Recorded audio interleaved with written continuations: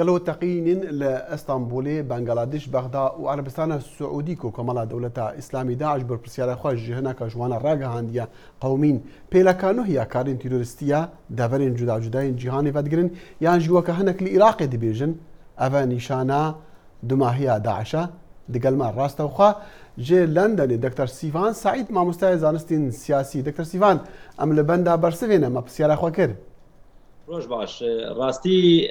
ما ده سال بري ديت كقاعدة نابكي مزن بو وترسكي مزن جدلي حركس بتايبت هاولاتين أوروبا وأمريكا تشكر بو لأنها قاعدة دنجكي ويسا مزنوي نمايا أز نابجم تمام بويا لأن نمايا لي روجي داعش و چند سال بری ناوکی وسام زند بو کم بر تمام بون به دمنش چد بجنه کم بون د دومه لي يعني بيجن امن هاد كارن بيجن لموصلوا للرقة داعش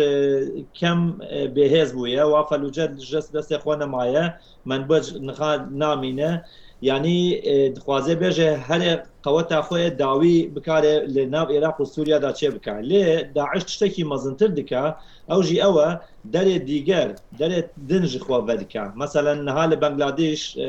او تقينك لورشي بويا نسر نابي خو تشكريا بيجن داعش بويا للسعوديه يعني تشتكي زياده بالكيش اللي تاف مزقفت يعني ام بيجن اگر او داعش تشتكي ايدنتيتي سني اسلامي هي الى مدينه مارشل بله يعني باشا دكتور سيفان تقاش ناتج بتقينين السعوديه تشي يعني تسمع السعوديه تشي بن وداعش جي تقينا بك بله وانا تخوازن بيجن يعني اگر او تشي بكن كوانات دجي دولتها سعودي اگر دولتك السني جي بوكي ايدنتيتي ليه دولتك كدستك خود دا كفر دستك خود دا يعني حالكاريه خود لكفر لامريكا لخلكن دن قبول دكا كنا او اسلام الراستين كوانا الايديولوجيا خو دخوازن بينا بكن او اگر بكارم بيجم ان تشتك دنجي رنجا او صراع كان ها هي لبلوكا السني والشيعي او بك مثلا داعش جخوا اداتك بكارتي يعني ام بكارن بيجن داعشك هي ك باريكي داعش سوريا باريكي داعش ايرانيه باريكي داعش سعوديه باريكي تركيا ام بكارن بيجن لسن ناب داعش بلكي هيزن بروكسي ايراني لناف سعوديه تشتكي تشكل بي او احتمالك ضعيفه لدي ساجي نسفره او جي هي باشا دكتور سيفان ما بحث تركيا دكي تدي تقينا تركيا ولا فرقان اسطنبول تقينا قالك ما ظنبو يعني جبو تركيا جي اللي دانا تركيا ابو لي ديار بحث هيك مثلا تركيا وبريار داك وابي بتر إيريشي داعش بكبتاي بيجي بفروكان يعني إمكانه هندي هياكو بدرستي تركيا بكفا نافيسين هاف بيمانا وكو هاف بيمان دخوازن نواكو تركيا تشكو أو إيريشين خوا يعني كان خوا إن لهاريم ديكا باوريا يعني الجورا برجوندين خوا كا برانيوان دجي كردايا بله راستی ترکیه لچن هفته بوریدا تایبد او اتفاق دگل اسرائیل دیسا چکر دگل لبورین خوش روسیا خواست تركيا فهم كريه كناكاري او هيزه مزن به كالدرفه امبريلا لدرفه تشترو سيوانا امريكا بكاري للرجلات ناوين رول خو بسربخو بليزه نها ديسا تركيا دخوازه به تركيا كي حسابي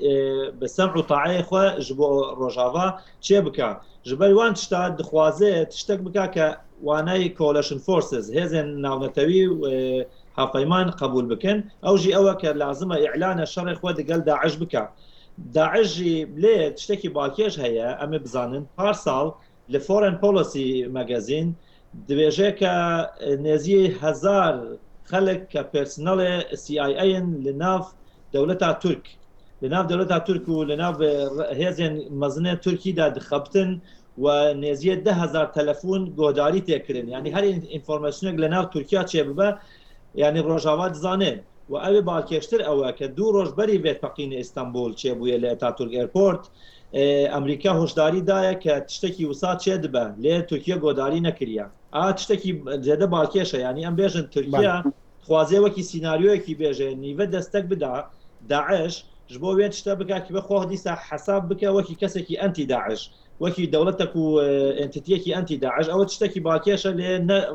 تمام هاتي حساب كرن ليه اوش احتمالك كهي ئالێکی تورکیا دخوازێ بێژێ ئەس دژی داعشم لە ئالێکی ناخوازێ کە وەکی کارتێکی فشار دیسا داعش تام دەست بەردە دیسا دخوازێ داعش چێ بکەم. دکتۆر سیڤان سعید ژەلەندەری دەگەڵ دەنگی ئەمریکا بۆ مگەڵ کە سوپاسەتت کرد.